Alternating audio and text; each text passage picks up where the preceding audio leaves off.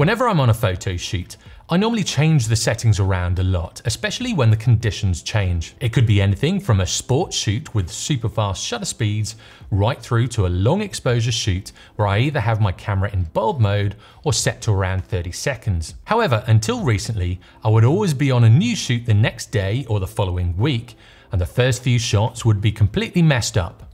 The reason for this, I hadn't reset my camera after the last shoot. I have even been on a portrait shoot where I was really short of time. I set everything up and pressed the shutter without checking the camera settings.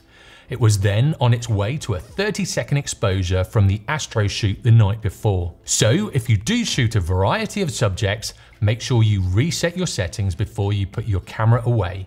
If you do this enough, it will build a really good habit of remembering camera settings more when you start and end your photo shoot. Have you got any stories of when you forgot about the settings, or if you had to wait because you set your camera incorrectly? Let me know in the comments below.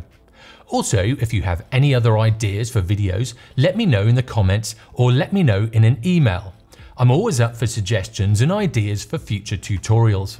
If you'd like to see more videos, subscribe and make sure you turn on the notifications.